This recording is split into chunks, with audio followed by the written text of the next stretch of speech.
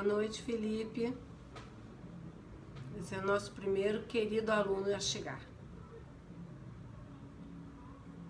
Você poderia me informar se o som tá bom e se a imagem também?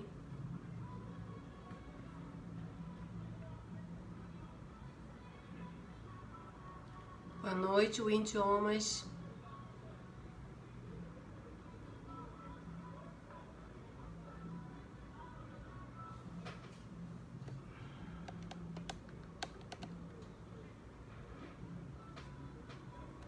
Hoje eu tô com um problema aqui com a luz, ainda não me acertei nisso. Ah, que bom, está tudo ótimo, né?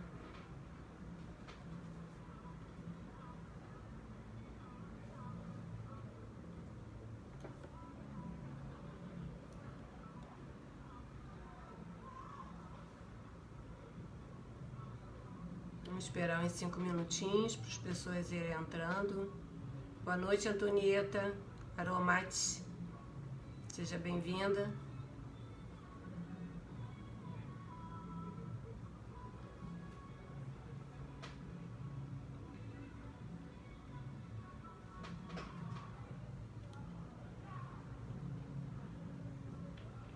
Boa noite, Rose.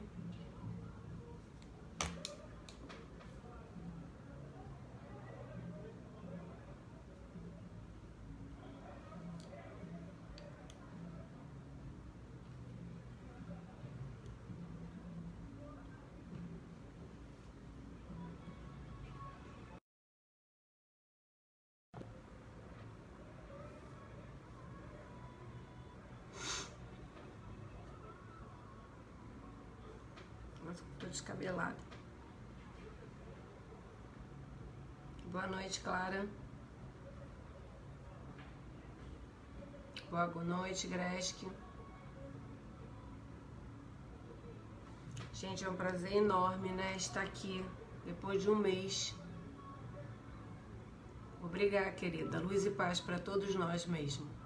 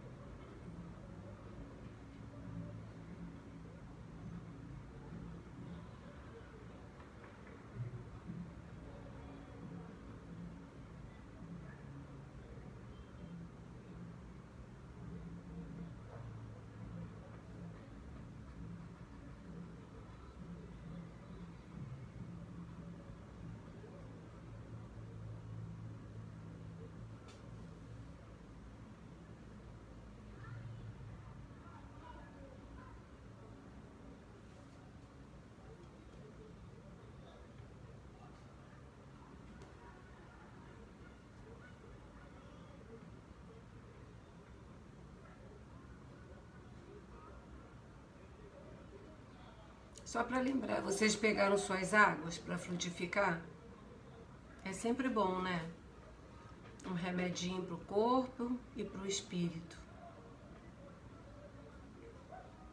Boa noite, Priscila.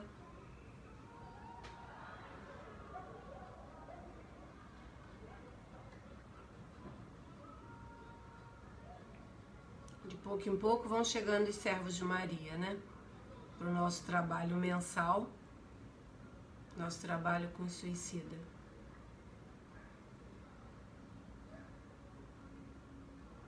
Faltam 3 minutos. Boa noite, Rosângela.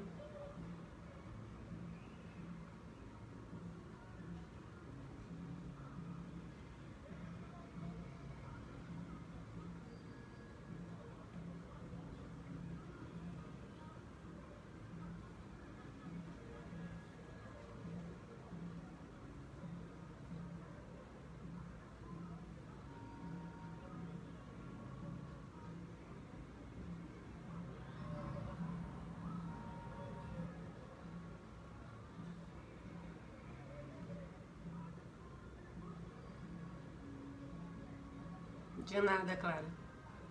A gente esquece mesmo, né? Boa noite, Jamil. A gente esquece, às vezes também eu esqueço. É normal. E essa água frutificada, gente, é o melhor remédio que a gente pode ter para dormir uma noite bem, acalmar nosso corpo, melhorar nosso espírito, né? É muito bom. Essa água frutificada cura coisas que nós nem imaginamos que tínhamos, né? E que nunca vamos saber, graças a Deus. Bom, falta um minutinho só. Gostaria que todo mundo elevasse os pensamentos a Deus, né? A Maria Santíssima, para que a gente pudesse se harmonizar, para poder então dar o início ao estudo da noite de hoje, né? Que na verdade é dar início ao trabalho, né, da noite de hoje.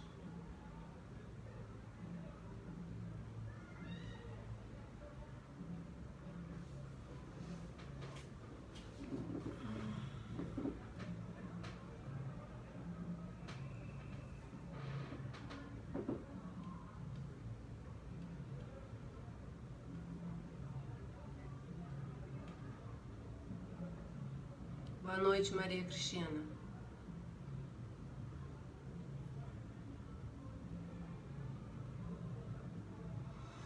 Bom, já são exatamente 20 horas e 30 minutos, então vamos dar início ao nosso trabalho estudo da noite de hoje. E vamos começar com uma prece. Convido a todos para elevarem seus pensamentos a Deus, a Jesus, o nosso mestre, querido amigo, a Maria Santíssima, que é a nossa tutora, que é quem dirige esse trabalho, né, conosco, e peço a Deus e a Maria que esteja conosco nesse momento e que nós possamos ser usinas de luzes, cada um de nós, para que possa ser utilizado da forma necessária para atender aos suicidas e aos encarnados. Graças a Deus. Bom, então hoje nós estamos na nossa 12ª aula, mas eu como ponto, quando eu divido, eu conto uma só, então para mim é a 10ª, mas na verdade no total já é a 12ª. E o nosso tema de hoje é os arquivos da alma. E essa aula eu vou dividir ela em duas, porque ela é muito rica, sabe? Tem muitos detalhes e ela é muito extensa, então para dar ela de uma vez só perderia muito. E seria uma coisa assim muito corrida, né? Eu já sou acelerada. Se eu ainda tiver que acelerar mais ainda, ninguém vai entender nada do que eu vou estar falando. Então, mas antes que a gente adentre a aula, boa noite, Marco Aurélio, para você também. Seja bem-vindo e a aula já está começando. Então, vamos dar uma recordada da aula anterior.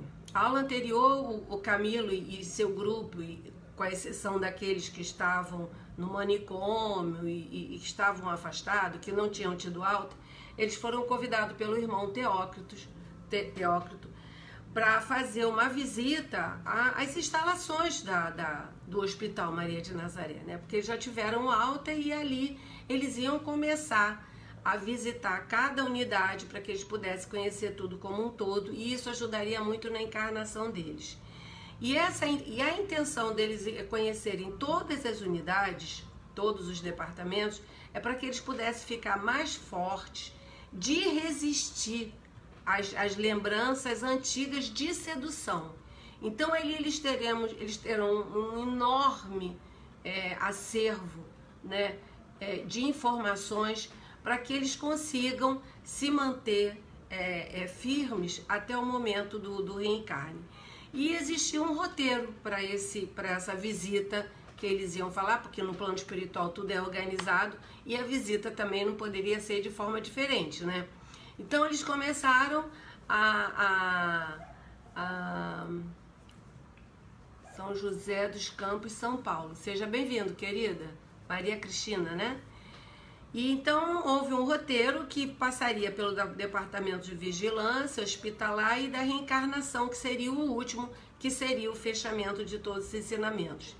E o objetivo, e eles foram a primeira unidade que eles foram, o departamento, foi o da vigilância, que é a torre, né?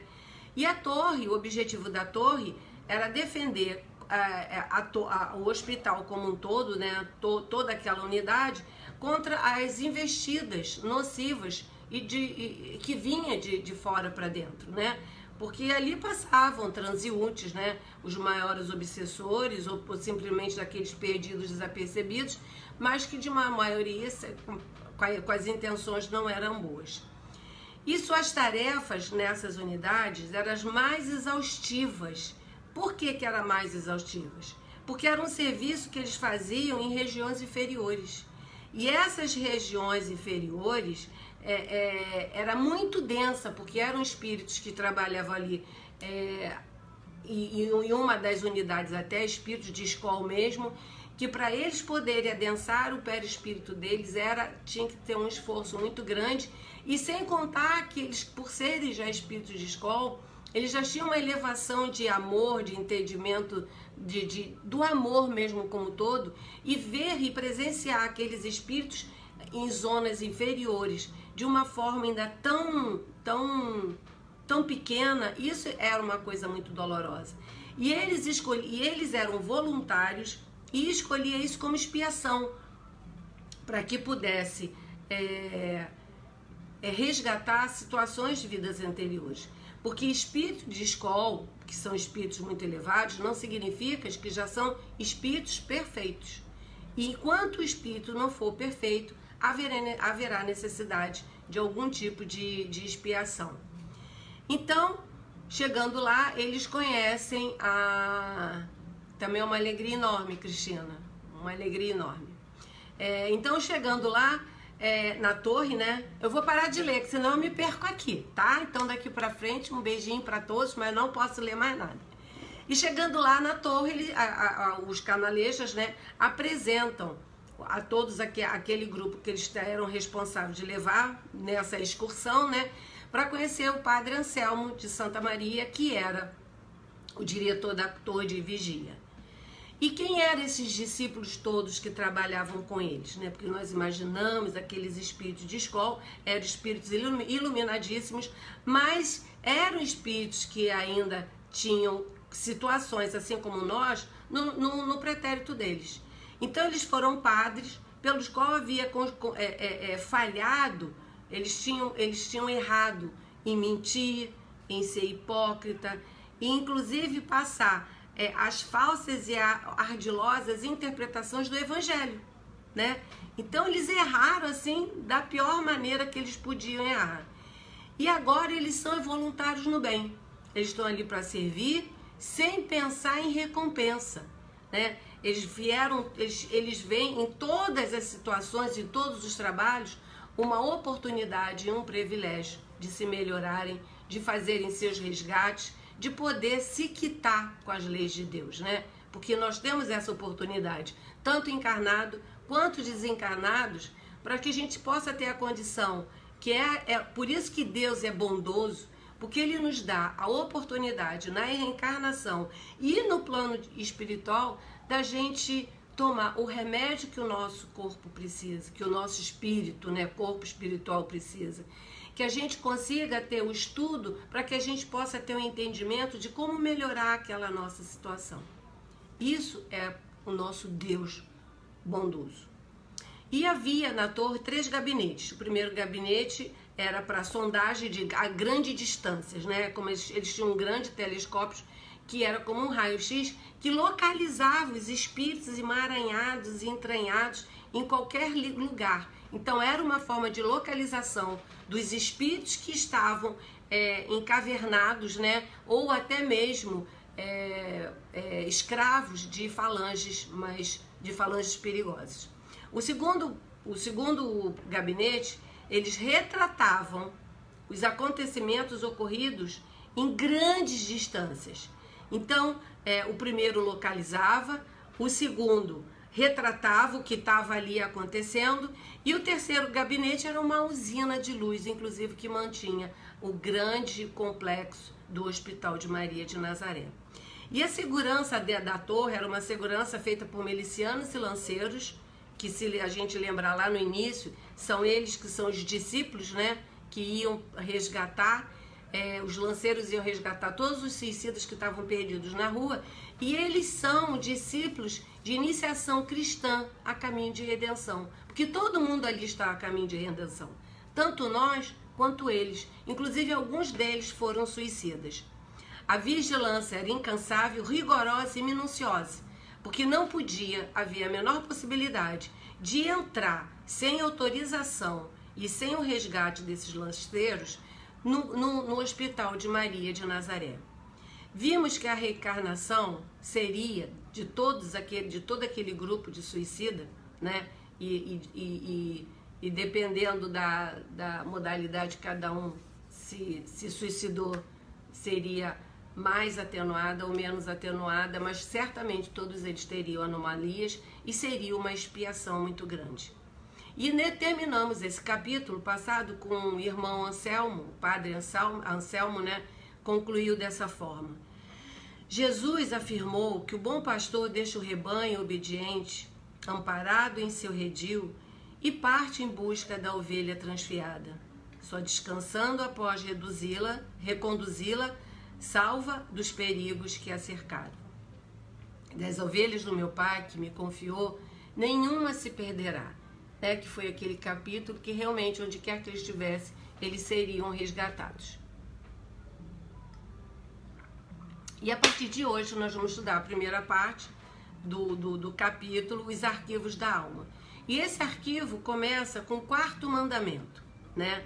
Honrai o vosso pai e a vossa mãe. Está em Êxodo 20.12. O capítulo de hoje é fantástico, solicito que todos prestem muita atenção e que traga para todos nós os ensinamentos de hoje, né? E na verdade, esse 4º mandamento é um corolário de lei geral de caridade e de amor ao próximo, visto que não pode amar o seu próximo aquele que não ama seu pai e sua mãe. E isso é uma verdade muito grande, porque nós podemos observar quem é um bom filho, é um bom marido, é um bom pai, é um bom genro, é um bom chefe, é um bom colega de trabalho, porque ele já tem intrínseco nele esse sentimento de amor. Amor ao seu pai, amor à sua mãe e amor ao seu próximo. E esse capítulo começa da seguinte forma. O Camilo nos contando, né? E entardecendo, as sombras se acentuavam no horizonte público da pesada região. Descemos para o pavimento imediato e pelo trajeto arrisquei uma interrogação. Que é bom que eles são muito, por eles serem também muito inteligentes, ainda mais Camilo, eles são muito curiosos, né? E eles ainda estavam nesse momento, só para localizar geograficamente, eles estavam na torre, porque eles ainda estavam visitando esse departamento, né? Eles ainda não tinham saído da torre de vigilância. E Camilo pergunta ao padre Anselmo, como chegam aos diretores dessa magna instituição a saber que os espíritos infelicitados pelo suicídio são aprisionados por falanges hostis, encontrando-se desaparecidos? Porque toda aquela aparelhagem, todas aquelas sessões que nós visitamos, que eles visitaram, né, e que nós conhecemos, eram sessões com o objetivo de localizar os espíritos suicidas que estavam enfurnados, aprisionados, que foram raptados por essas falanges hostis, né? E essas falanges trevosas, eles aprisionam mesmo, porque a Camilo e outros, né, eles tiveram uma grande sorte de terem sido resgatados pela falange de Maria, né, pelos nossos trabalhadores de Maria de Nazaré. Porque quando eles não são resgatados, esses espíritos hostis, eles raptam mesmo e fazem deles escravos.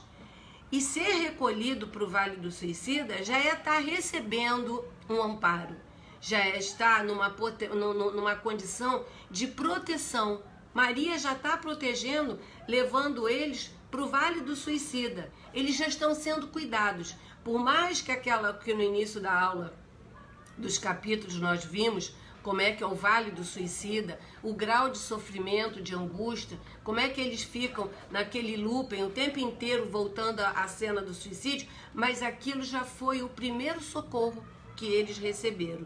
E por mais duro que possa parecer toda aquela situação do vale, eles estavam ali protegidos, eles estavam amparados. E ali, para perder, fora protegidos e amparados, eles estavam ali para perder o resto dos fluidos vitais.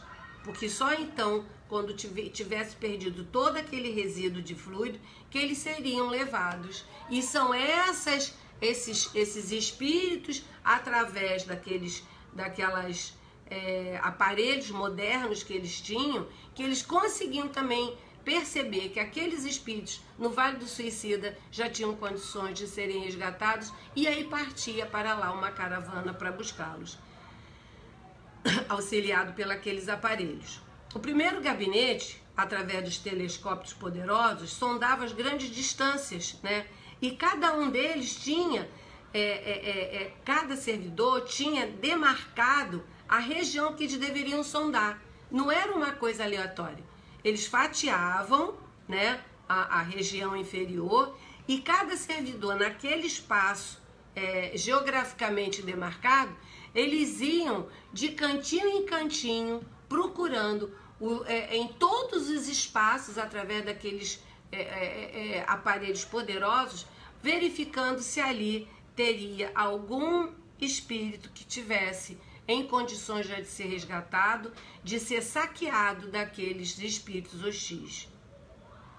Antigos opressores regenerados integram a equipe de milicianos, vêm voluntariamente indicar localidades do invisível ou da terra onde se aglomeram as vítimas da opressão obsessora. Olha que coisa séria.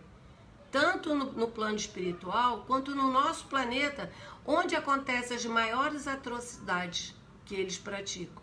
Então, eles também localizam a Terra, através daqueles aparelhos potentes, para que pegar esses chefes de umbrais, essa falange trevosa, para tentar limpar o nosso orbe, para que não aconteça aquelas obsessões a ponto de subjugação, até a ponto da pessoa cometer o suicídio. E verificados exatamente onde é que eles estavam, e nessas regiões onde eles eram localizados, eles vinham e pegavam esses espíritos que estavam fazendo esse tipo de situação. E ele continua. Geralmente, os avisos e as ordens vêm do mais alto, né? Do plano mais alto, da piedosa mãe da humanidade, a governadora de nossa legião. Ou seja, quando ela percebia que ali já poderia ser resgatado, ela avisava, olha, ali já tem um grupo de espíritos que já pode ser resgatado aqui para o hospital. E nada fica sem assistência e orientação de Maria. Ela tem o controle do hospital, ela passa as ordens, ela passa as instruções. E é como se fosse uma mãe tomando conta dos seus filhos, tomando conta dos seus rebanhos. Por um acaso, alguma mãe se desliga do seu filho em algum momento? Não. E foi confiado a ela, né, por Jesus, que todo aquele grupo de espíritos suicida ficaria sob a responsabilidade dela. E como uma boa mãe amorosa, ela não perdia um piscar de olho de nenhum de nós, não é verdade? Porque nós nos incluímos nesse grupo também de filhos dela, né? E continuando, né? Por mais desgraçado e esquecido que seja um delinquente, existirá sempre quem o ame e que por ele sinceramente se interesse, dirigindo apelos fervorosos a Maria em seu favor, quando não fizerem diretamente o Divino Mestre ou o próprio Criador. E aí é muito interessante que isso vem ser o quê? As preces intercessórias, né? Aquela oração que a gente faz, Senhor, ajude meu filho, ajude minha mãe, me ajude a sair dessa situação complicada. E essas preces intercessórias eram feitas pelos afetos que ficaram aqui, como os familiares e amigos, pedindo para aquele espírito que tinha cometido tal ato, que ele fosse ajudado de alguma forma dentro daquela situação que ele se encontrava. E até mesmo os amorosos guardiões deles, que seriam os espíritos que o acompanharam durante toda a encarnação. E eles também, através da prece, eles pedem intercessão a Maria pelo seu pupilo, por ele ter tirado a vida e que por mais que ele fizesse e tentasse ajudar, ele não conseguiu. Existem também preces intercessórias dos afetos de outras jornadas, dos nossos pretéritos, né? De nossas outras existências. E cabe muito bem lembrar, e eu gostaria de frisar bastante essa parte da aula que fala sobre oração, que nós estamos no momento de orar muito. Orar muito. Essa semana eu soube de 4 suicídios de pessoas novas. 3 pessoas na semana retrasada, 3 moças novinhas, tiraram a sua vida e que elas entraram na nossa relação na casa espírita que eu trabalho, que é o Cefas. Então, o suicídio tá uma coisa assim absurda. Antigamente só os homens que tiravam suas vidas. Hoje em dia as mulheres pegaram a senha, né? Elas estão se suicidando de uma forma absurda. As 3 pessoas que se suicidaram aqui nesse meu condomínio, todas elas eram moças, né? Todas elas eram mulheres. E eu sinceramente não consigo entender o motivo de tamanho desespero, né? Uma pessoa tão nova perder a alegria de viver, perder a vontade de viver, é uma coisa muito triste saber que a cada dia a fila da relação de prece para os suicidas aumenta. E essa prece que a gente faz, essa prece eu convido a todos, que todos e todo dia, se possível, pelo menos uma vez, fazer uma prece endereçando diretamente aos nossos grupos de suicidas, né? Porque é um sofrimento muito grande no plano espiritual, e nós já estudamos isso até agora, e a gente vê a dor e o sofrimento de cada um por cada processo que passa. E essa prece, né? Jesus nos ensinou a orar, né? A qualidade da prece, ela tem que ser clara. Você tem que atingir o objetivo, para por que você está orando, para quem você está orando. Ela tem que ser de uma forma simples, porque menos é mais. Ela tem que ser concisa. Ela tem que ser sem aquela frase longa, cheia de palavras difíceis e inúteis. Uma prece assim: Senhor, socorra essa pessoa que acaba de tirar sua vida. É uma pessoa, Maria, que precisa da sua ajuda, precisa do seu carinho e da sua proteção. Que essa pessoa seja muito bem amparada no plano espiritual, pelo seu desequilíbrio e pela sua falta de fé. Uma coisa simples, uma coisa pequena, não precisa ficar horas rezando, né, nesse tipo de oração, né? Ou simplesmente: Senhor, Maria Santíssima, minha mãe, ampare todos os espíritos que estão chegando e que chegaram no plano espiritual pela porta do suicídio. Uma prece pequenininha e uma prece clara. E Jesus disse: quando orardes, não façais como os hipócritas que gostam de orar de pé nas sinagogas e nas esquinas das ruas, para serem vistos pelos homens. Em verdade vos digo que já receberam sua recompensa. Nas vossas orações, não multipliquei as palavras como fazem os pagãos, que julgam que serão ouvidos à força das palavras. É uma frase, isso está em Mateus 6,5, essa passagem é muito bonita para quem quiser lê-la toda. E entra a parábola do fariseu e do publicano, né? Isso me fez lembrar que eram 2 homens que entraram na sinagoga. Jesus já estava lá com seus discípulos, e quando ele vê esses 2 homens a orar, o fariseu e um publicano, e o fariseu, estando em pé, né, orava como se dessa maneira fosse a forma mais importante: ó Deus, graça te dou porque não sou como os demais homens, roubadores, injustos e adúlteros, e nem como esse publicano. Ó, se isso é forma, é muito orgulho rezar dessa forma, né? E o publicano, porém, estando em pé, de longe, nem ainda queria levantar os olhos aos céus, mas batia no seu peito, dizendo: ó Deus, tenha misericórdia de mim que sou pecador. E todos nós somos, né? Todos nós somos pecadores de outras encarnações, temos a multiplicidade das existências, viemos escorregando, caindo e levantando até aqui. Estamos num planeta de prova e expiação, é um planeta que é um planeta de resgate, né? Para a gente poder quitar com as leis de Deus os nossos enganos. E os espíritos que dizem, e os espíritos, o que eles dizem sobre a prece, né? os espíritos, no livro dos espíritos, no evangelho, em qualquer literatura que pode vir, mas vamos pegar a nossa base, que é o evangelho e o livro dos espíritos, eles nos falam que a forma nada vale, o pensamento é tudo. Através do pensamento, as almas podem impressionar-se, influenciar-se e comunicar-se a todas as distâncias. Não foi assim que André Luiz fez no umbral? Né? Não foi assim? Quando ele não aguentava mais sofrer, quando ele não aguentava mais aquela angústia, aquele desespero, foi assim que André conseguiu sair de lá. Ele levou seu pensamento a Deus e numa prece sincera, ele rogou ajuda, ele rogou que ele fosse socorrido, porque ele não aguentava mais ali. E a condição essencial à prece, segundo São Paulo, ele diz que tem que ser inteligível a fim de que possa falar ao Espírito. Ou seja, aquela prece que saia do fundo do coração.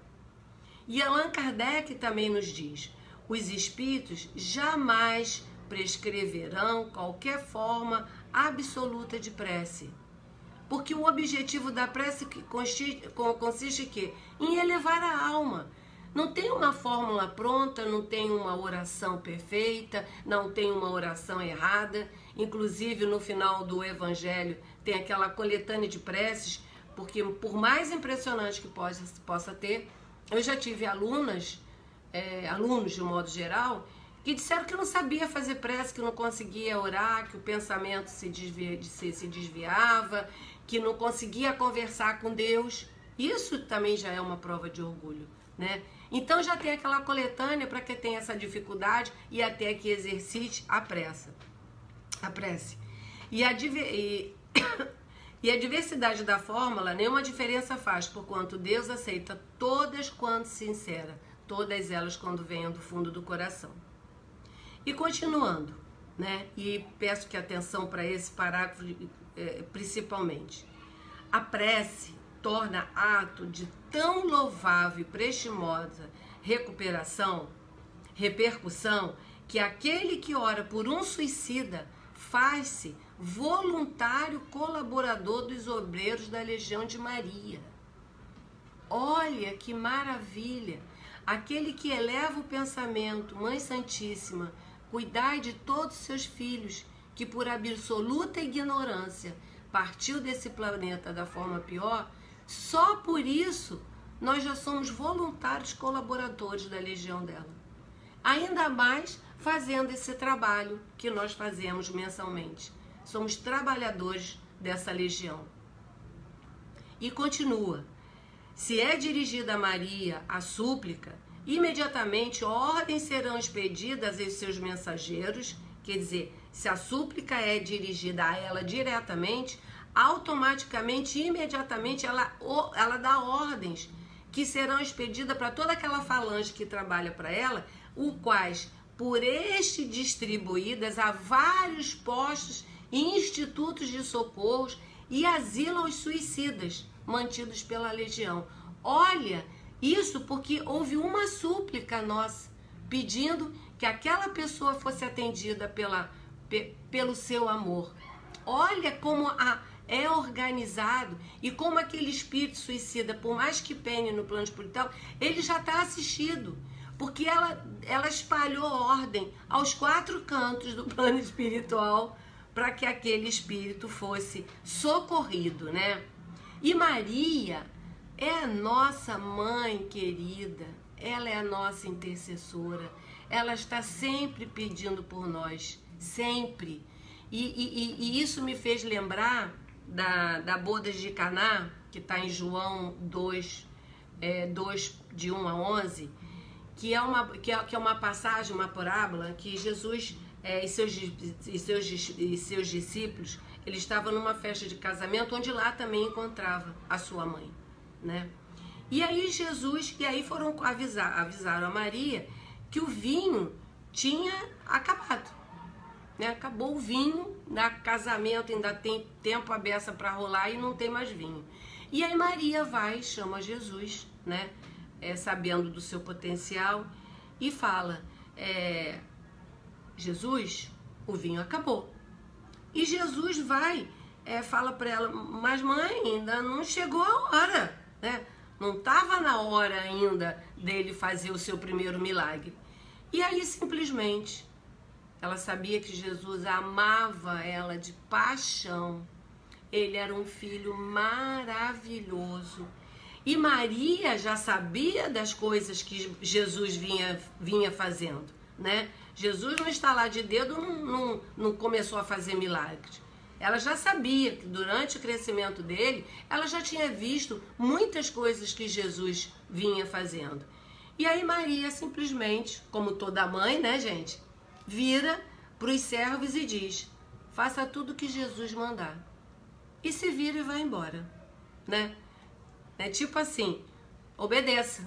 Então, olha a forma, ali foi o primeiro milagre de Jesus. Jesus transformou a água em vinho e ali nós vimos documentado a primeira intercessão de Maria em relação a nós. Porque ali ela intercedeu para que aquela alegria daquela festa não terminasse.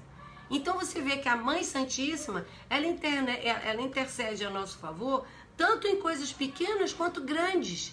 Ela está sempre nos auxiliando, não apoiando os malfeitos. Existe uma diferença muito grande, mas sempre estendendo a mão para todos os filhos.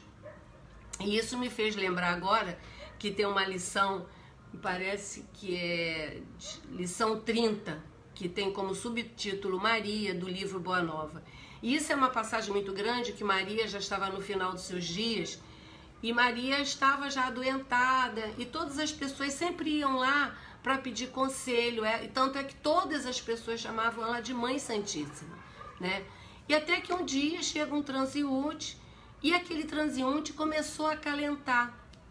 Em vez dela acalentá-lo, começou a acalentar Maria da sua tristeza. E aquela voz que ela escutava era uma voz que era uma voz conhecida, né? E ela ficava pensando, gente, da onde que eu conheço essa voz? Porque, na verdade, Jesus já tinha ido buscá-la, né? Que já tinha chegado a hora dela. E aí, naquele momento, ela conversando com aquele homem, quando ele vira a mão assim para ela, que ele vê as marcas dos cravos, as úlceras, né, nos pés e na mão dele, ela reconhece Jesus através de ser um transeúnte, né? E ela fala, meu filho, as úlceras que tiveram. E aí Jesus, e ela vai verificar, porque ele tinha também tinha sido levado com uma espadada, não é uma lança aqui no corpo, né? Ela foi checar se era mesmo, encontra, abraça Jesus chorando, né? E aí ele fala para ela, sim, minha mãe, sou eu, né? Vim buscar-te, porque meu pai, vim buscar-te, pois meu pai quer que seja no meu reino a rainha dos anjos. Olha a importância de Maria, né? E o que Jesus quis dizer com essa frase? Que ordens foi essa que o nosso Pai, o nosso Criador, deu a Jesus? Que Maria tinha sido elevada a uma condição muito alta, porque ela estava acima dos anjos, e todos os anjos eram os ministros de Jesus. Então, a partir daquele momento, era Jesus e logo abaixo Maria, e Maria era quem ficaria tomando conta de todos os anjos. Aí, para você ver a importância desse espírito na nossa vida, né? E aí Maria, só abrir esse parênteses, gente, eu viajei, né? Desculpa, mas quando eu falo de Maria, eu me perco mesmo, né? Continuando a aula, quando uma prece, a gente parou aí, né? Quando uma prece era solicitada, que ela mandava todos os lanceiros, todos os servos dela, para procurar aquele espírito a quem houve uma prece sincera, rogando a ela ajuda aquele espírito suicida, e a Maria começa a tomar a nossa Mãe Santíssima a tomar todas as providências. Indica aos servidores o momento das atividades em torno do novo sofredor. Olha como ela alcança, né? Como ela vai até aquele espírito, e aí ela passa as informações pessoais.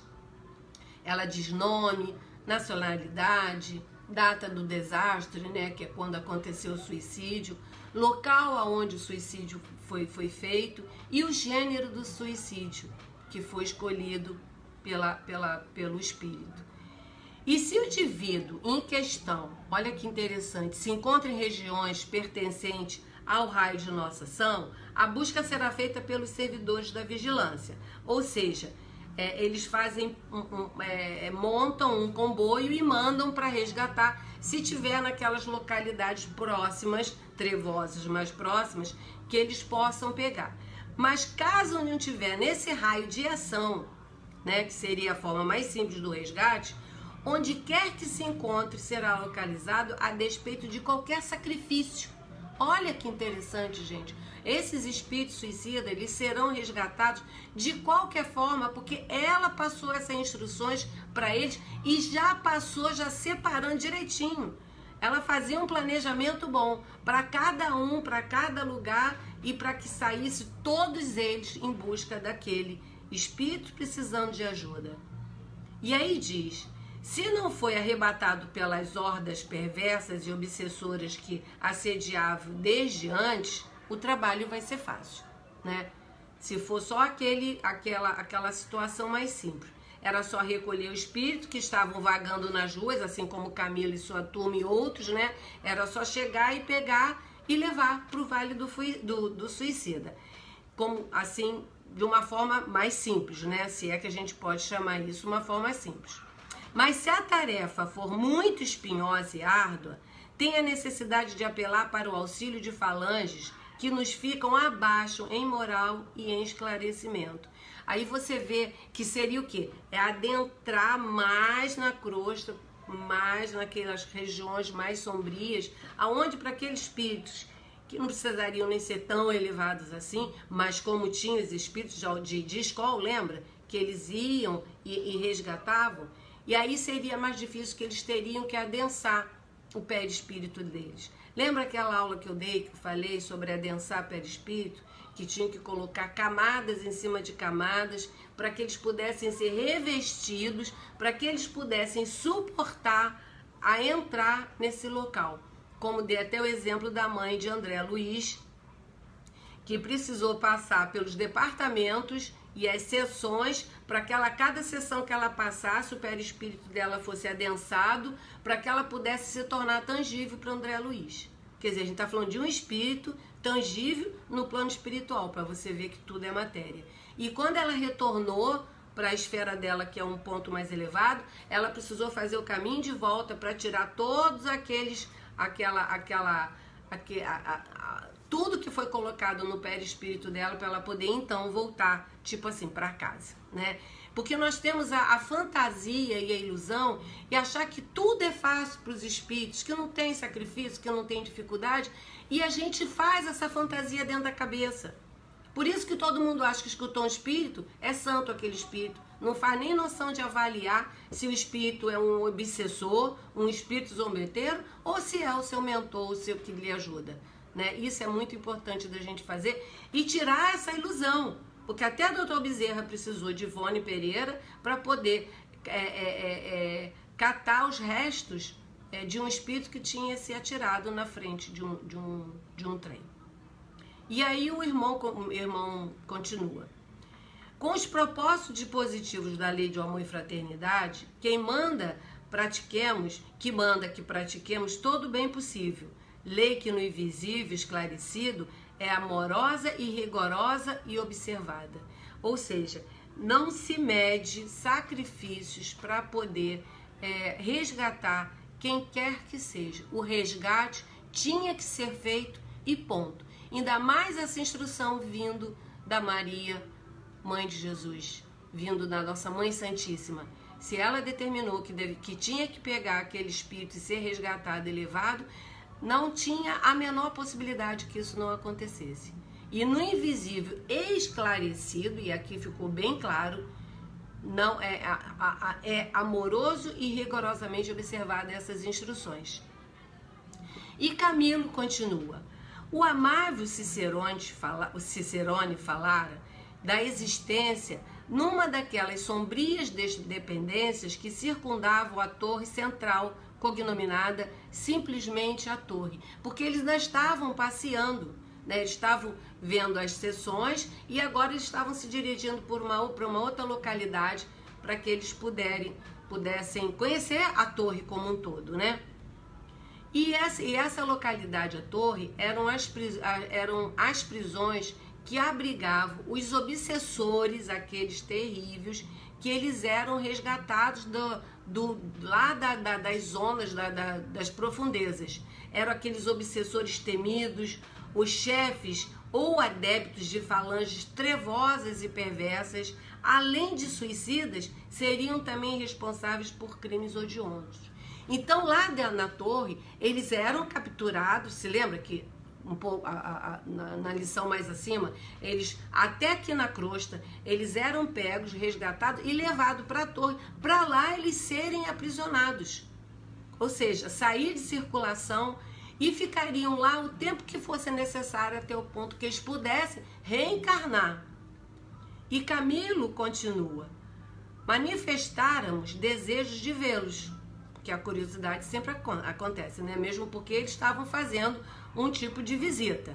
Então, era uma visita que eles estariam ali exatamente para esse fim. Conhecer a torre, conhecer as dependências, conhecer o objetivo de cada unidade daquela. E aquilo tudo, eles vindo trazendo para eles, tipo assim, é assim que eu cheguei aqui, é assim que eu fui resgatado de uma forma precária, tive que passar pelo umbral. Aí lembra, então quando eu fui resgatado também tive auxílio de Maria, porque tudo eles iam fazendo uma reflexão, porque quando eles foram resgatados e levados para o hospital, eles não tinham noção que era dessa forma que a coisa acontecia, que existiam aparelhos moderníssimos que conseguiam enxergar onde eles estavam. Eles também não sabiam que haveria 2 tipos de resgate, aquele que seria o mais natural, que foi o caso de Camilo, né? Que eles foram atraídos, né, pela vibração dos falangeiros, né? E entrado naquele corredor de pessoas, de espíritos, que por mais que Camilo quisesse sair, ele não conseguiu, porque ele ficou preso dentro daquele grupo, e os falangeiros cercando com aquelas armas todas, né, que era para amedrontar, para que eles não pudessem sair. E então, da medida que eles foram para a torre e vão passar por todos os departamentos, e a torre explica exatamente a cada um deles como eles foram localizados, como eles foram resgatados, como é que foi a dificuldade de pegá-los, né? Porque porque como eles não sabiam como chegar ali, eles só sabiam que foram parar no Vale do Suicida, que nem sabia que o nome era esse, foram parar dentro de uma caverna, que ficaram lá por um tempo, que também não sabia por que ficaram lá aquele tempo todo, né? Eles não sabiam de nada, até que um dia chega um grupo de pessoas e pegam eles, não é isso? E aquele grupo de pessoas colocam ele dentro do comboio e leva para o Hospital de Maria de Nazaré. Então a torre é o primeiro lugar que eles tiveram para ter acesso a essas informações de como tudo aconteceu com eles, inclusive, né? Como é que foi, como é que eles se situavam? Eu fui aquele grupo que eu não tinha ninguém me obsediando e já fui no comboio normalmente, sem grande dificuldade. Então, toda essa trajetória, todas essas informações que eles estão recebendo, é até mesmo para eles saberem como é que foi o resgate de cada um deles, né? E... Sim, deixa eu ver, já me perdi aqui, eu viajo e me perco. Tá. E aí Camilo fala que tinha interesse de conhecê-los, né? Conhecer aqueles espíritos que foram aprisionados daquelas regiões mais obscuras. E aí ele fala: manifestar um desejo de vê-lo, o padre Anselmo informou-se de tratar-se de entidades anormais, monstros apocalípticos, talvez fantasmas infernais, que nem mesmo apresentariam forma humana. Olha só como o espírito, os trevosos, eles são muito inteligentes, né? Eles não são idiotas. E eles sabem que o perispírito é plástico e moldável. Então eles passavam uma imagem, até mesmo para assustar ao resgate, ao aprisionamento de todos aqueles suicidas que eles tinham e que deles eles escravizavam, e muito deles eles faziam ovoides, né? O espírito ficava em forma de ovo mesmo, e para tirar o espírito dessa condição é muito difícil. Então, eles criavam uma imagem de uma coisa horrorosa. Tanto é que os espíritos nos falam que não descrevem tudo nesse livro, de tudo que eles viram, as cenas mesmo difíceis do umbral ou do vale, para que a gente não ficasse com aquilo na cabeça, para que a gente não reproduzisse aqui no plano terrestre essas imagens. E assim mesmo, muitos escritores conseguem captar e trazem essas imagens que nós vemos nos filmes de terror, que é uma coisa horrorosa. E aí o Padre Anselmo fala: concordarei, portanto, em apresentar-lhe pequeno panorama do local onde alojamos os pobres pupilos responsáveis por tantos delitos. Então ele vai pegar um local que não é o pior local, para que eles pudessem conhecer e não deixando eles verem esse setor desses espíritos trevosos com deformidades, inclusive. Ali estão localizadas as chamadas prisões, e ali são eles custodiados sem interrupção, como jamais o seriam prisioneiros na terra. Devo inteirar-vos de que tais obsessores se encontram já em vias de regeneração. Então eles vão visitar um grupo e a localidade de espíritos que já não eram os mais perigosos, que já estavam à beira do arrependimento, né? Vamos dizer assim. E eles foram visitar um obsessor menos ruim, vamos dizer assim, se é que tem isso, né? Já em vias de regeneração, né? Era aquele obsessor terrível. E o Padre Anselmo fala o seguinte: sacodem-lhes o pesado topor em que tem mantido as consciências e os embates aflitivos dos primeiros remorsos. Ou seja, eles se encontravam já naquela condição que eles já estavam... como evolução, né? Você faz mal e não tá nem aí. Depois você faz mal e já fica lembrando um pouco. Depois aquele mal que você fez já começa a incomodar, né? Do incomodar até não fazer, tem uma distância muito grande, que é o estado de consciência.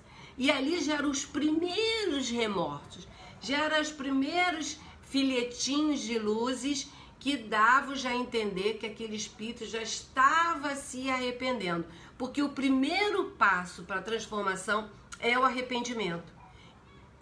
E o remorso traz o arrependimento, porque aquilo começa a ficar tão gigantesco, e é através do arrependimento que a gente consegue se transformar. Como, por exemplo, na colônia Nosso Lar, todos os espíritos que estão ali, que estão sendo tratados, mesmo que estão em situações precárias nas câmaras de retificação, são espíritos já arrependidos. Já são espíritos que já estão num processo de melhorar. Já estão num momento em que eles já podem ser tratados. Porque o Nosso Lar não é como o Vale do Suicida, não é como o Hospital de Maria de Nazaré, que aprisiona os infratores graves, né? O Nosso Lar é uma colônia de transição, onde ali não tem espírito puro, tem espírito de escola, mas não tem espírito puro. Todos ali estão, de uma certa forma, resgatando. Tanto é que a irmã Narcisa, né, a enfermeira Narcisa, ela teria que trabalhar 10 anos nas câmaras de retificação, e de 10 anos ela já tinha trabalhado 6. E mesmo assim, ela não conseguiu entender uma passagem que tem com uma vampira. Pra você ver como é difícil, né? E aí, quem é que estava falando aqui? O Padre Anselmo. E aí o Padre Anselmo continua: acovardam-se com o fantasma do futuro, porque eles estão ali e eles estão estudando, mas eles têm medo do que eles vão ter que passar quando saírem dali.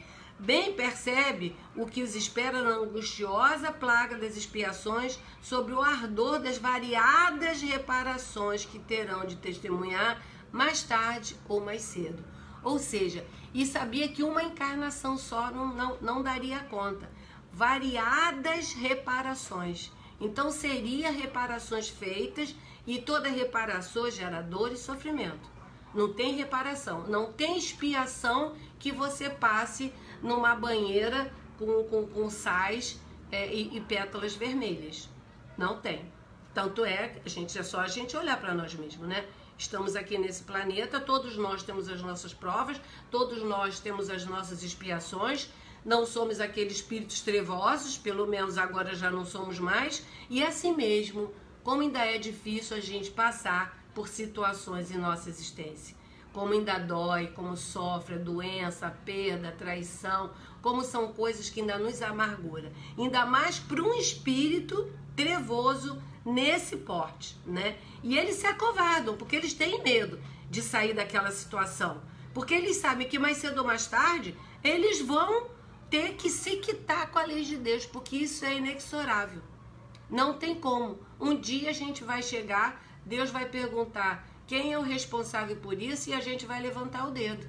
Então, agora chegou a hora de fazer a sua reparação, de você se retificar, de você se reparar os enganos que você cometeu com aquele outra pessoa, a quem foi sua vítima. E o padre continua falando: amedrontados antes o vulto,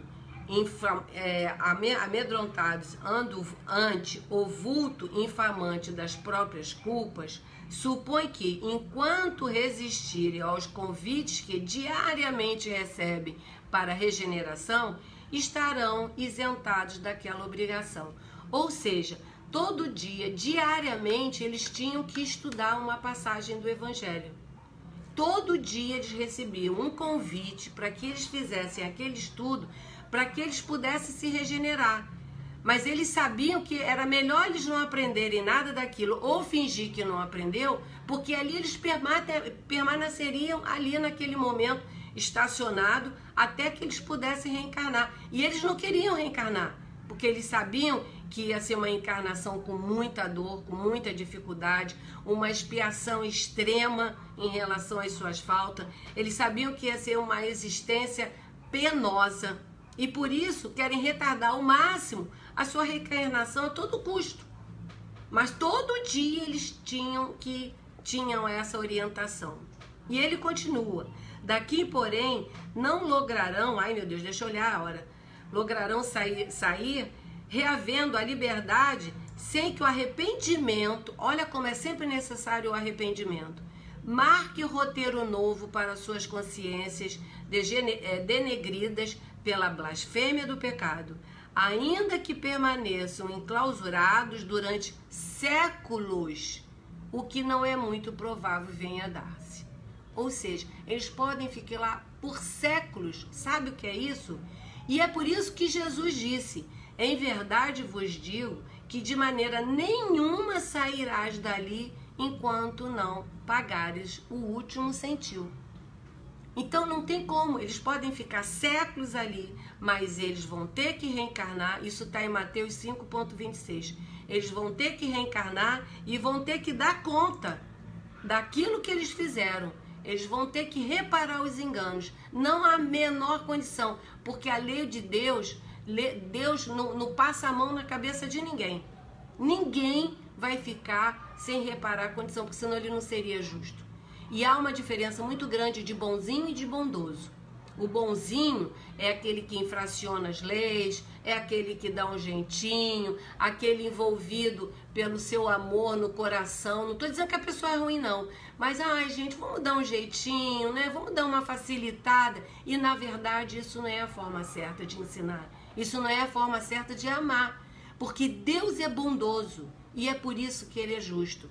Porque Ele é tão bondoso que Ele nos dá o direito da nossa reencarnação, para que a gente possa reparar os enganos, para que a gente possa ter as nossas provas, para que a gente possa ter as nossas expiações, para que a gente possa ter oportunidade de melhoramento, de crescimento e chegarmos um dia a cocriar com Ele.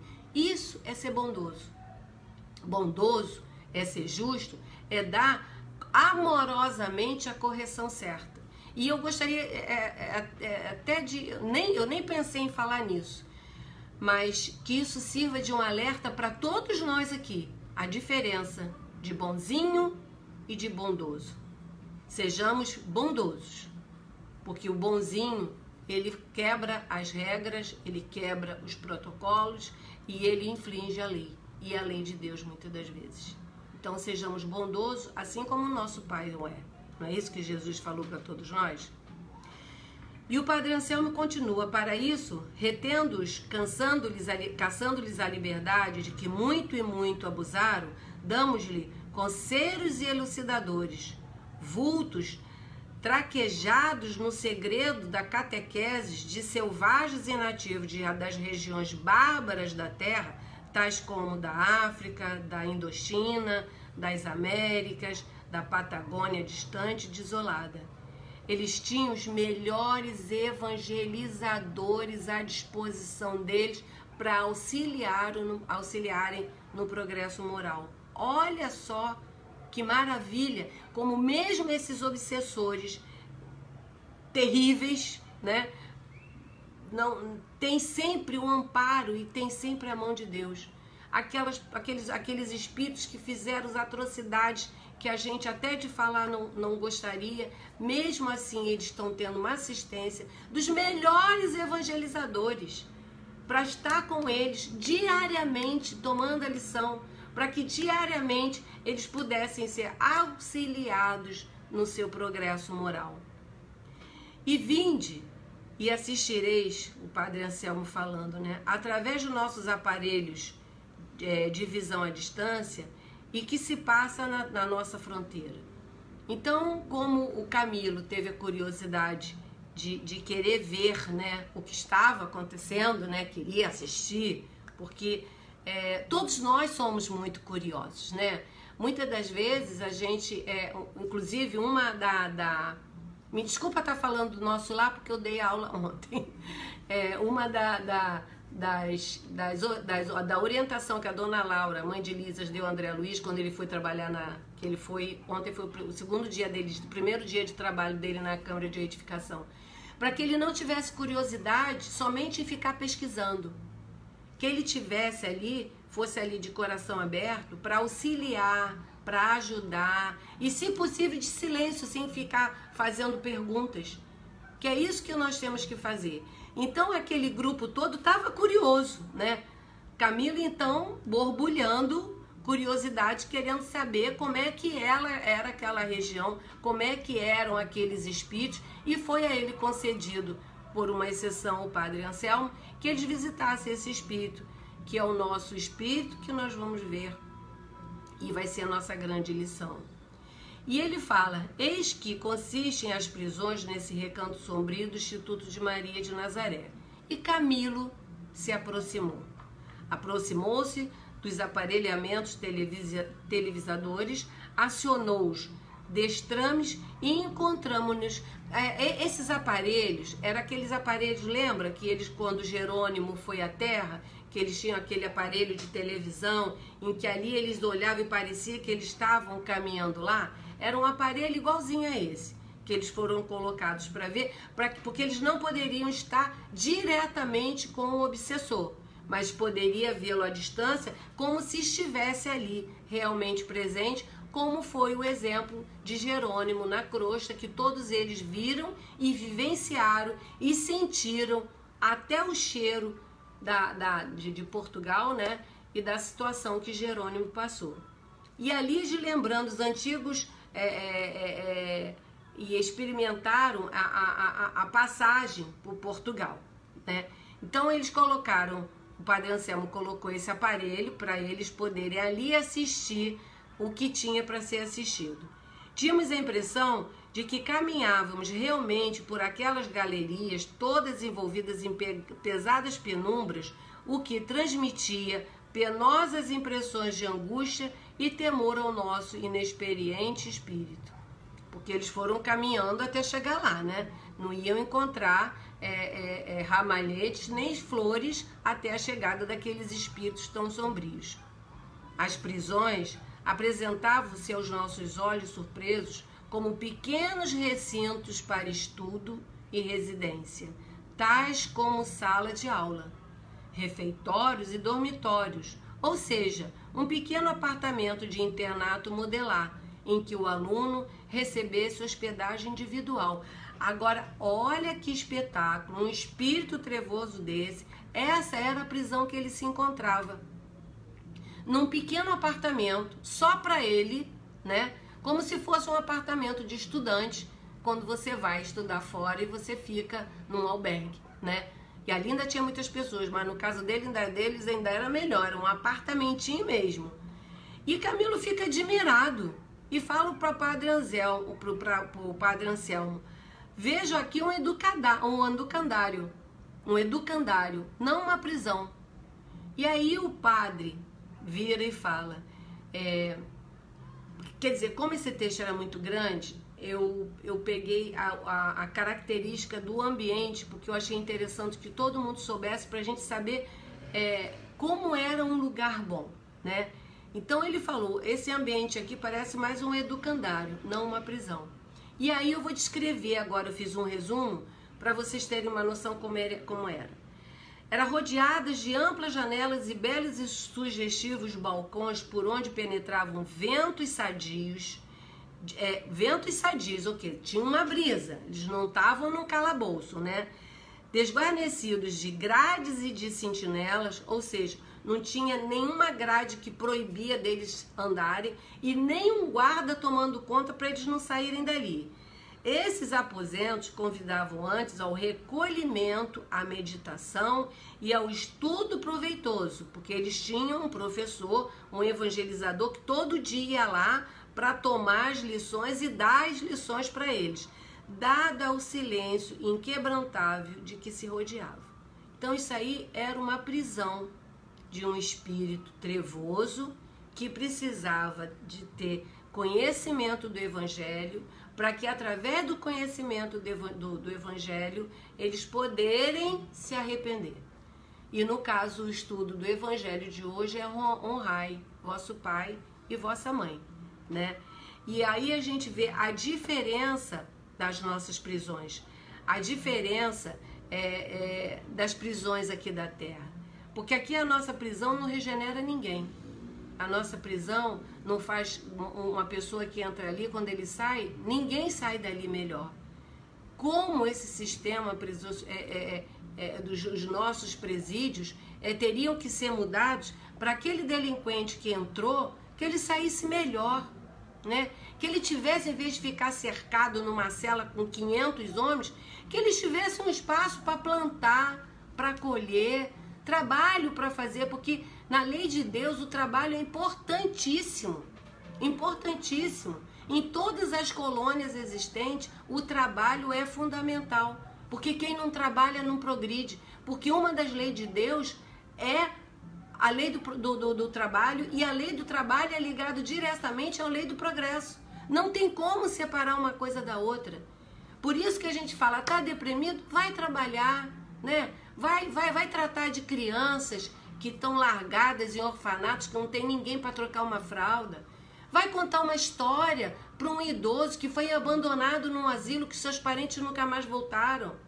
Vai lavar um banheiro, ainda mais casa espírita pobre, gente, é uma coisa maravilhosa. Porque da hora que a gente abre o portão e entra, a cada passo a gente tem coisas para fazer. Eu hoje estou no Cefas, é uma casa pequena que está em crescimento. Então, nós somos meia dúzia de 3 para um trabalho de 3 milhões para cada um.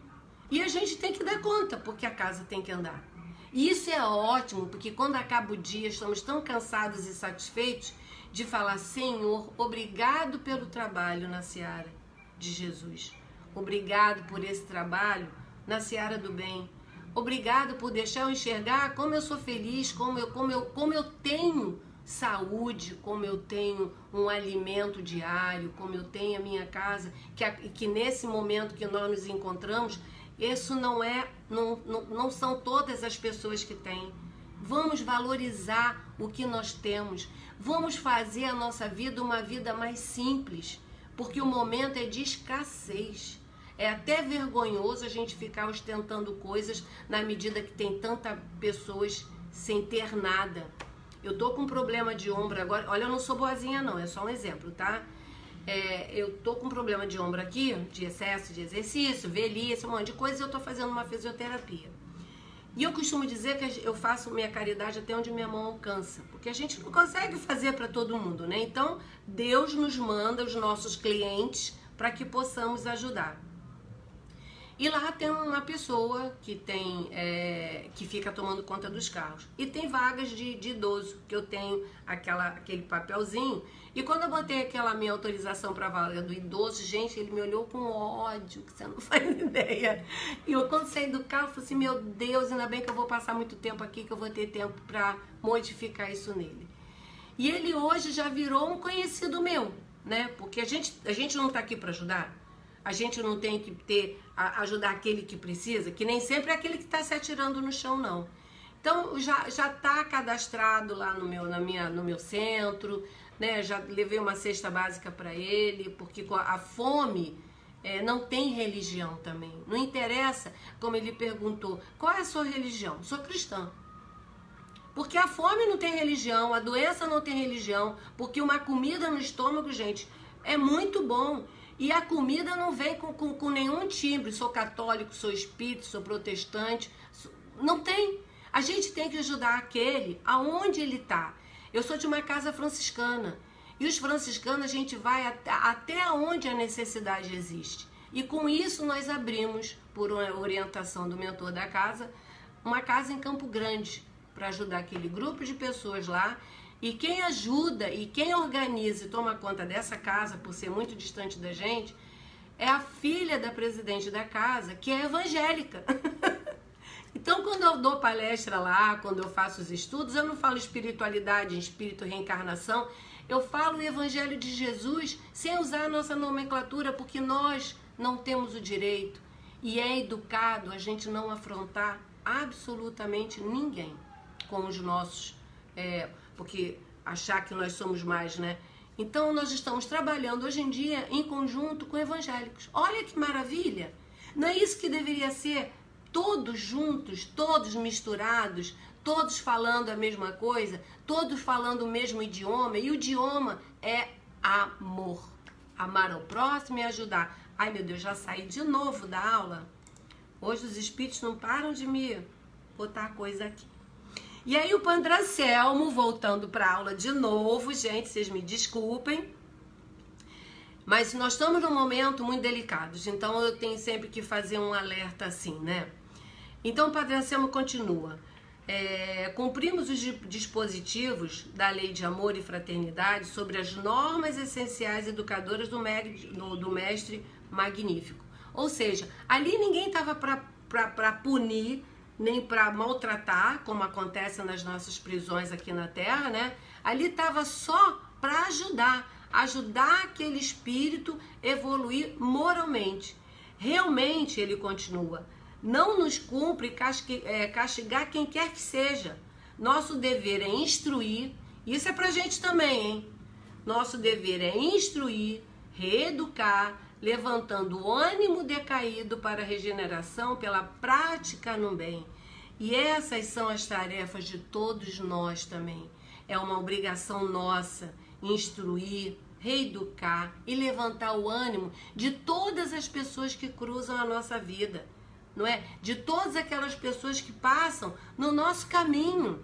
Nós não estamos aqui a passeio, e todas as pessoas que que passam por nós ou nós passamos por eles, são espíritos que de uma certa forma nós temos um vínculo, de uma certa forma nós temos que estar ali para ajudar. Porque Deus oferece remédio aos doentes, concorda? E todos nós somos doentes.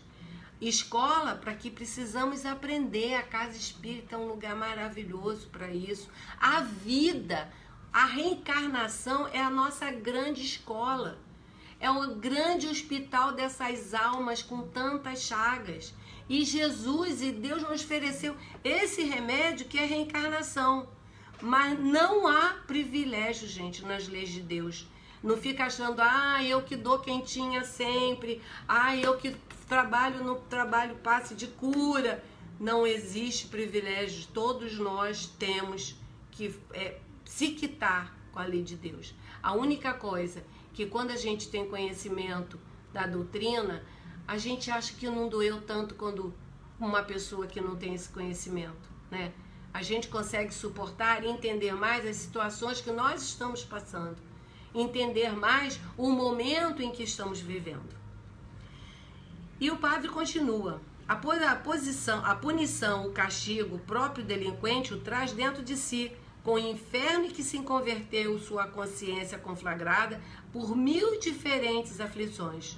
O que dispensa atormentá-lo com mais castigo e represálias. Ou seja, aquele espírito que está ali, ele mesmo se castiga, não precisa ninguém fazer isso. Porque na medida que ele for tomando conhecimento, ele fala, meu Deus, quanta coisa eu fiz, quanta coisa que eu tenho que reparar. E aí vem o medo deles saírem dali, porque sabem que a dívida é alta. E ele mesmo fala, ele próprio é que se julgará em si mesmo, aplicará as punições que merece.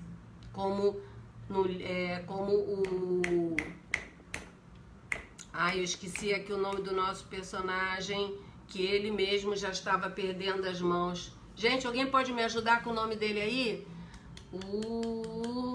Esqueci. Por favor, me socorram. E que ele já no plano espiritual, por ele ter suicidado a Eulina, ele já no plano espiritual, ele já se puniu, já se castigou. É o espírito que mais sofre nesse livro e é o que tem mais consciência da sua reencarnação. Tanto é que ele já vai reencarnar sem as mãos. E aí ele fala, quereis um exemplo vivo, mais sugestivos? Prestais atenção. Mas essa parte nós só vamos ver no mês que vem. Que aí nós vamos estudar o caso do Angenor Pedalfo. E é um caso interessantíssimo. Essa aula vai ser no dia 30 de novembro, que vai ser a nossa última aula do mês. E depois nós vamos entrar de férias, o mês de dezembro, né? Porque é Natal e Ano Novo, é um período que a gente vai estar com a família. Mas em novembro a gente conclui esse capítulo inteiro. Então a grande lição é perceber que no plano espiritual que a gente reencarna para a gente lavar o nosso perispírito na carne aqui nesse planeta. Para que a gente possa, o máximo que puder, depurar todas as situações de vidas passadas, né? E no plano espiritual, a gente vê em todos os livros de André Luiz e de Ivone Pereira, que quando chegamos no plano espiritual, nós continuamos estudando, nós continuamos sendo esclarecidos. Tu vê como o estudo é uma coisa necessária em ambas esferas, tanto encarnado quanto desencarnado. Ninguém progride sem estudo, ninguém progride sem servir. Jesus serviu, veio aqui só para servir, ele não veio para ser servido. E como nós gostamos de ser servido o tempo inteiro, né?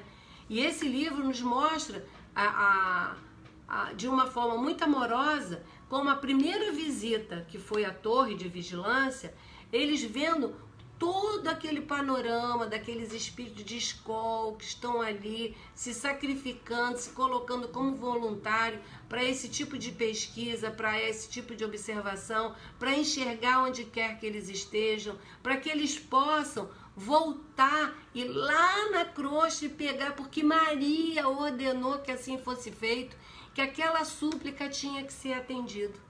Olha que maravilha! Vamos aprender a orar. Orar é necessário. É necessário a gente já abrir o olho agradecendo a Deus por poder ter acordado, né? Agradecer a Deus pela saúde que tem ou pela doença que está tendo, porque muitas das vezes a doença, como transforma aquele espírito, como a quebranta, né? Como tira aquele orgulho, aquela vaidade, quando a pessoa vê realmente que através da doença que nós não somos exatamente nada. Todos nós morreremos, vamos ser enterrados, vamos virar pó, e o que vive é o nosso espírito. E esse é quem nós temos que cuidar. Temos que viver preparados para o desencarne. Eu me lembro desses pinga-fogos aí de Chico Xavier, ainda temos minutinhos, podemos conversar, em que o Chico Xavier, quando ele teve aquele câncer na bexiga, né, acho que foi na bexiga ou na próstata, não sei bem, as pessoas perguntavam para ele, gente, como é que pode? Ele ficava, gente, graças a Deus, imagina que vergonha eu chegar no plano espiritual sem ter tido uma doença. Olha só, eu achei isso fantástico. Então, como eu tô com meu dor aqui no meu ombro, eu falei assim, gente, ainda bem que eu tô tendo alguma coisa para quando eu chegar no plano espiritual não ter vergonha de não ter tido nada a minha existência inteira, que eu tenho uma saúde, graças a Deus, de ferro, né? Não tô querendo perder, não. Mas que a gente saiba passar pelas nossas provas, né? Que a gente saiba passar pelas nossas expiações, que a gente tenha conhecimento pelo estudo para que a gente possa avaliar o que nós estamos tendo fisicamente, né? Aquilo aconteceu de graça. Hoje, por exemplo, tivemos uma colega de trabalho que ela entrou na casa, deixa eu contar rapidinho, com problema de visão. E ela de uma hora para outra, a visão dela, uma vista ela tinha perdido, a outra se recuperou, ela ficou feliz da vida, até que viu que tinha perdido 40% da outra visão, e aí sumiu e apareceu agora. E exatamente hoje, ela ficou sabendo da história, que ela tinha sido uma mulher numa outra encarnação e que ela aprisionava as mulheres muito bonitas e furava os olhos de todas elas com fogo, para que elas não enxergassem. E aí, isso dito de uma forma, essa história, amorosamente pelo espírito que estava ali, que se identificou, e que ela não se revoltasse com aquela cegueira que ela estava tendo, e que ela agradecesse a oportunidade de poder estar resgatando ali, naquele momento, sendo de uma família com posses, morando bem, podia ter passado por isso e não estar na rua, não é verdade? Porque sempre tudo pode piorar. Então, esse olhar que nós temos que ter para a nossa encarnação. Obrigada, Senhor, por eu estar resgatando só isso. Obrigada, Senhor, pela minha fé me sustentar para que eu possa ter esse entendimento e não me revolte com o Pai. Obrigada, Senhor, por ter nos dado à humanidade essa mãe maravilhosa que é Maria Santíssima e que Jesus nos deu também para todos nós, para que cuidasse de cada um de nós. Obrigada, Senhor, pela oportunidade de estar fazendo esse livro, de estar estudando esse livro e poder ser uma trabalhadora do exército de Maria. Nós só temos que agradecer. Todos nós somos afortunadíssimos por isso tudo, que muitas das vezes tudo está na nossa frente e a gente não enxerga. A nossa felicidade. E muitas das vezes a gente só enxerga depois que pede. Não é isso? Então eu convido a todos que valorizem a vida, né? Que valorizem estar aqui, que valorizem e entendam as situações e os problemas que estão passando. E quando achar que está muito difícil, tenha certeza absoluta que alguém em algum lugar vai estar numa condição ainda muito pior. E a gente ainda tem uma condição, que é aquele oxigênio, né? Que é a doutrina a nosso favor, que nos ajuda, que nos fortalece, que nos ampara sempre no nosso momento. Não esqueçamos das preces e solicito a todos aqui presentes que façam uma prece para os nossos suicidas, que eles precisam muito dessa intercessão nossa, e essa prece, como nós vimos nesse estudo, vai direto para a Mãe Santíssima, e Mãe Santíssima vai em socorro desse seu filho que cometeu esse desatino. Agradeço a presença de todos. A nossa aula chegou ao fim e vamos elevar nosso pensamento a Deus, a Jesus, a Mestre, a nossa querida Mãe Santíssima. Sim, e agradecemos todos nós aqui de joelhos no chão pela essa grande oportunidade que é a reencarnação. E essa grande oportunidade que é ter o conhecimento da doutrina, que nos tira os véus dos nossos olhos e nos tira do puff do coitadinho. Sabemos que não tem acaso e nem sem querer na lei de Deus, e que todos nós estamos aqui ou em prova ou em expiação. Mas independente, nós estamos aqui com grande amor de Deus nos auxiliando para que possamos resgatar e quitarmos os nossos débitos perante a Ele. Fique conosco, Senhor, agora e sempre. Fique conosco, Maria, nos ajudando e nos auxiliando agora e sempre. Graças a Deus. Uma boa noite para todos. Foi um prazer enorme estar aqui com vocês de novo. E até o dia 30 de novembro, onde vamos concluir esse capítulo e que será a nossa última aula do ano. Graças a Deus.